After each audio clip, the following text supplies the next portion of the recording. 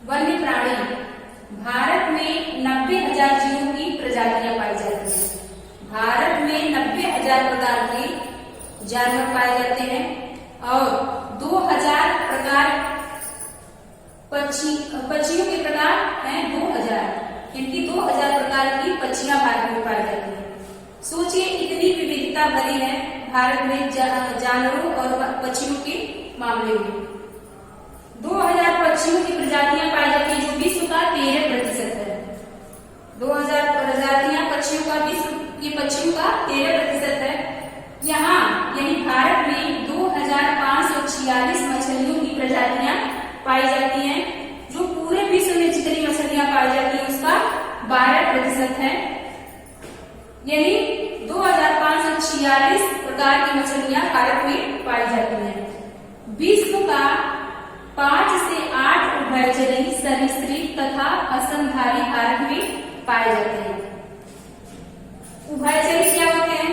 ऐसे जीव जो जल में भी रहें स्थल में भी रहें वो उभयचरी कहलाते हैं। सरीसृप क्या होते हैं? ऐसे जीव जो सड़क पर चलते हैं जैसे सांप, छिपकली, मेढक, मगरमच्छ, ये सब क्या है? सरीसृप वर्ग के जंतु हैं। तथा स्तनधारी ऐसे जीव जो अपने बच्चों को दूध पिलाते हैं तो ऐसे जीव क्या कहलाते हैं? स्तनधारी कहलाते हैं। यानी विश्व के 5 से 8% उभयचरी सरीसृप और स्तनधारी भारत में रहते हैं। स्तनधारी जानवरों में हाथी सबसे अधिक महत्वपूर्ण है। यानी कि सबसे बड़ा जीव हाथी है जो अपने बच्चे को दूध पिलाता है। हाथी कहाँ पाया जाता है भारत में? हाथी असम, कर्नाटक और केरल के उष्ण आर्द्र वनों में पाए जाते हैं। कौन जानवर? हाथी असम, कर्नाटक और केरल के उष्ण आर्द्र वनों में। एक सींग वाला गैंडे असम तथा पश्चिमी बंगाल में पाए जाते हैं। एक सींग वाला गैंडे भारत में कहाँ पाए जाते हैं? असम तथा पश्चिम बंगाल में। कच्छ के रण में गधे तथा थार के मरुस्थल में ऊंट पाए जाते हैं।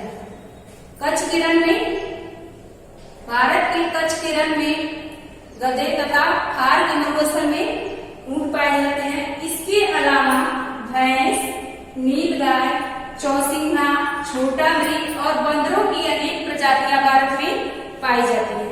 इस तरह से भारत विभिन्न जातियों के जानवरों के लिए प्रसिद्ध है। इसमें 90,000 से अधिक जातियों के जानवर तथा 2,000 पक्षियों की प्रजातियां पाई जाती हैं। ऐसे विविधतापूर्ण देशों में से एक है हमारा भारत देश, जहां अनेक प्रकार के जीव जंतु पाए जाते हैं। भारत विश्व का ऐसा देश है जहां बाघ और शेर दोनों पाए जाते हैं। विश्व का कोई भी देश ऐसा नहीं है जहां बाघ और शेर दोनों एक साथ पाए जाते हैं। इसीलिए भारत विश्व का अकेला देश बन गया है जहां बाघ और शेर दोनों पाए जाते हैं। शेरों का वासस्थल गुजरात में गिर राष्ट्रीय उद्यान है। यानी गुजरात का गिर राष्ट्रीय उद्यान शेरों के लिए प्रसिद्ध है। बाघ मध्य प्रदेश, झारखंड के वनों में, पश्चिम बंगाल के सुंदरवन में तथा हिमालयी क्षेत्रों में पाए जाते हैं। कौन? बाघ मध्य प्रदेश, झारखंड के वनों में, पश्चिम बंगाल के सुंदरवन में और हिमालय क्षेत्र के वनों में क्या पाए जाते हैं? बाघ पाए जाते हैं। हिमालय के बर्फीले क्षेत्रों में या गुच्छेदार सींगों वाला बैल जैसा जानवर तथा तिब्बती बारहसिंघा, नीली भेड़, जंगली भेड़ तथा कियांग जो है वो गधे का एक प्रजाति है। कियांग गधा तथा लाल पांडा पाए जाते हैं। कहाँ पे? हिमालय के बर्फीले क्षेत्रों में। क्या क्या पाए जाते हैं? या गुच्छेदार सींगों वाला बैल जैसा जीव, तिब्बती बारहसिंघा, नीली भेड़, जंगली भेड़, कियांग तथा लाल पांडा नामक जीव पाए जाते हैं हिमालय के बर्फीले क्षेत्रों में। नदियों, झीलों व समुद्री क्षेत्रों में मगरमच्छ, कछुए व घड़ियाल पाए जाते हैं। कछुए, मगरमच्छ, कछुए और घड़ियाल कहाँ पाए जाते हैं? भारत की नदियों, झीलों और समुद्री क्षेत्रों में। मगरमच्छ और घड़ियाल। भारत एक ऐसा देश है जहाँ ये जीव पाए जाते हैं। पक्षियों में मोर, बत्तख, तोता, मैना, सारस, कबूतर आदि भारत में पाए जाते हैं। भारत के वनों में मोर, बत्तख, तोता, मैना, सारस, कबूतर आदि पक्षियां पाए जाते हैं। औषधीय पादप। हमारे भारत में बहुत सारे ऐसे पेड़ पौधे हैं जिनका उपयोग दवा के रूप में होता है, जैसे सर्पगंधा। इसका उपयोग रक्तचाप निदान में होता है। किसका? सर्पगंधा का, यानी ब्लड प्रेशर में होता है। जामुन व्यक्ति की पाचन क्षमता जो है वो सही रखती है, पाचन शक्ति बढ़ाने में गुणकारी है और मधुमेह रोग में उपयोगी।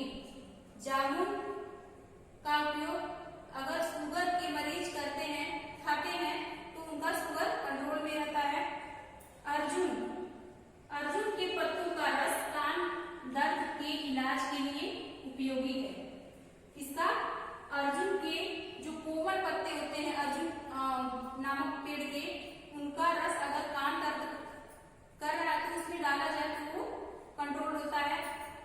रक्तचाप की नियमितता के लिए लाभदायक है। क्या? अर्जुन। बबूल, इसके पत्ते आंख की फुंसी के लिए लाभदायक है। इसके बबूल के। और बोध शारीरिक शक्ति की वृद्धि में उपयोगी है। इसके बबूल के। नीम, जैव और जीवाणु प्रतिरोधक क्षमता नीम में होती है, अतः नीम का भी बहुत औषधि उपयोग है। तुलसी जुकाम व खांसी में उपयोगी है। क्या? तुलसी पौधा। तुलसी का पौधा जो होता है उसके पत्ते का काढ़ा बनाकर पीने से सर्दी और जुकाम में लाभ होता है। कचनार, फोड़ा, दमा में उपयोगी है। क्या? कचनार फोड़ा और दमा में उपयोगी है और इसका जड़ और कली पाचन शक्ति बढ़ाने में सहायक है। इसका कचनार है। इस तरह से बहुत सारे अन्य पौधे अभी हैं जो जिनका औषधि महत्व है।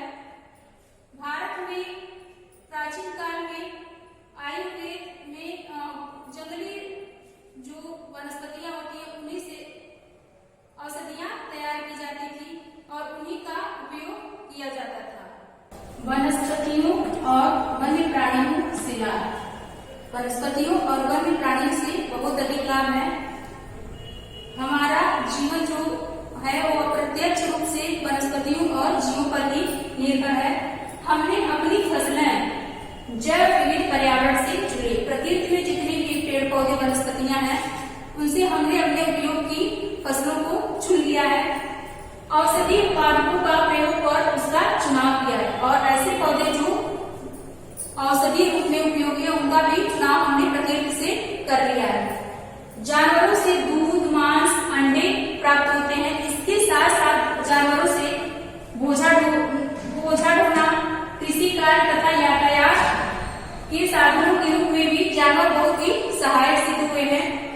बहुत से कीड़े मकोड़े फसलों, फलों एवं वृक्षों के परागण में मदद करते हैं। इस तरह कीड़े मकोड़ों का भी इस तरह से लाभ मिलता है। ये वनस्पति व जीव पारिस्थितिक तंत्र को संतुलित रखते हैं। वनस्पति और जीव मिलकर एक पारिस्थितिक तंत्र बनाते हैं और वनस्पति और जीव मिलकर इस तंत्र को संतुलित रखते हैं। लालची व्यापारियों का अपने व्यवसाय के लिए शिकार करना जो है वो पारिस्थितिक तंत्र को असंतुलन प्रदान करता है। पारिस्थितिक तंत्र असंतुलित क्यों होता है?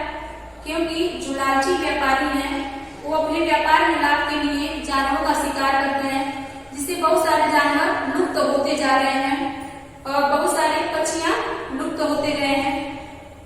इसके अलावा वनों की अंधाधुंध कटाई, कारखानों से तेजाब युक्त जमाव बहाव जो होता है, वो रसायनों का छिड़काव, ये सारे पारिस्थितिक तंत्र को असंतुलित करने वाले कारक हैं, जिनका प्रभाव पारिस्थितिक तंत्र पर पड़ता है और पारिस्थितिक तंत्र उसे और संतुलित होता है। पादप और जीवों की सुरक्षा के लिए सरकार द्वारा उठाया गया कदम। पौधों और जीवों की रक्षा के लिए सरकार अनेक कदम उठा रही है।